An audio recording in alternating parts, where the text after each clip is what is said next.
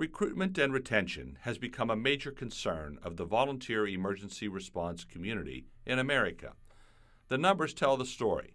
Only a decade ago, there were over 1 million volunteer firefighters. These numbers have dropped to just 800,000, and the bleeding continues.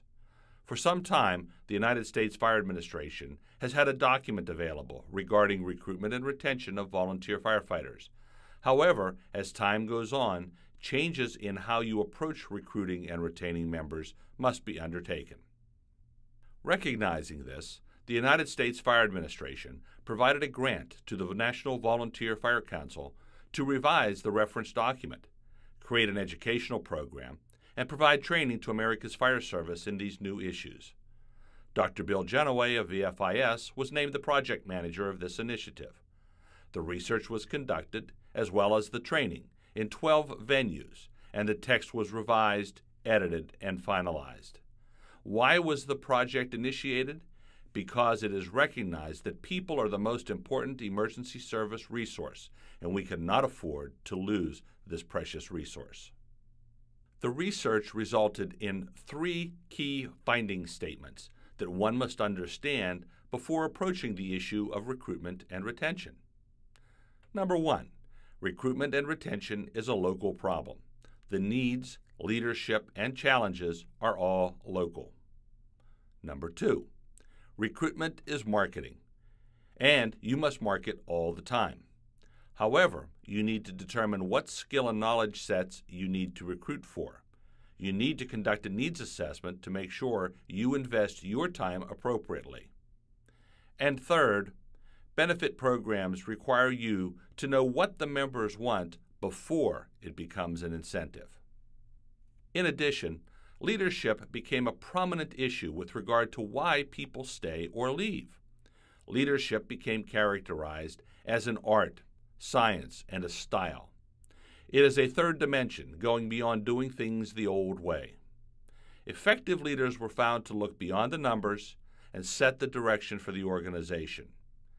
He or she integrated the business of doing business with the whys, whats, wheres, hows, and whens.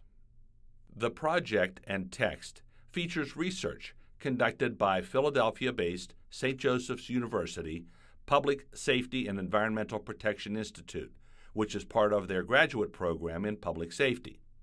The research highlighted a better definition of the reasons people no longer volunteer their time to organizations, such as volunteer emergency service agencies. Make a quick comparison. If your members are leaving, is it because of a lack of time or poor leadership? Maybe health and medical problems or family responsibility. Possibly the volunteering is no longer relevant to the member, or the volunteer has moved away. Maybe other interests have become more prominent, or there are competing demands for work, family, school, sports, and so on. Maybe your organization is a problematic organization.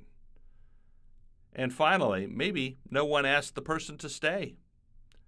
In fact, you may have to poll members who have left your organization to determine the true reason they have departed.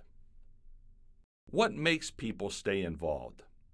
Well, much of the ability to retain people centers upon the ability to motivate them on a shared vision.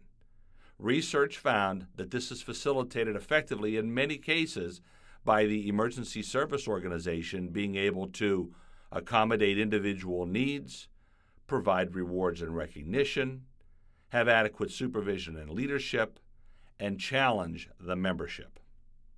Retention issues are not only individual, but they can be by group and may be local as well. While volunteer emergency responders typically join to help others, over time other factors enter into why they stay.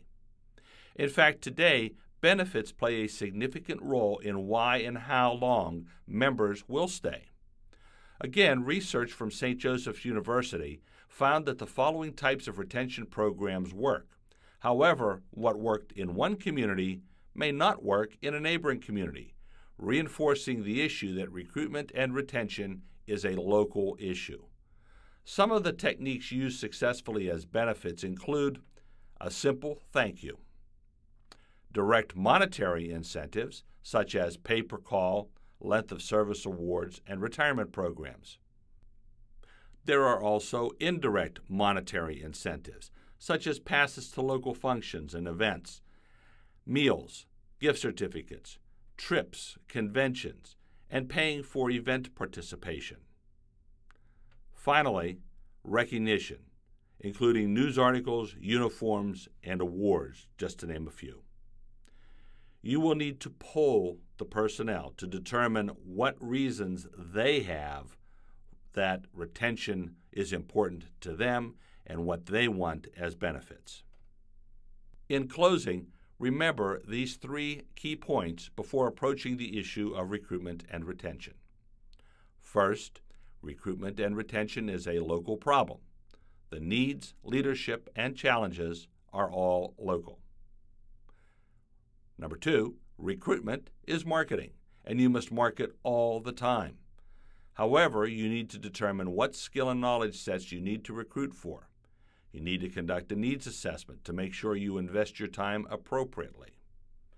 And third, benefit programs require you to know what the members want before it becomes an incentive. Once you have completed this distance learning training program and are looking for further information, we encourage you to contact VFIS at www.vfis.com or the National Volunteer Fire Council at www.nvfc.org.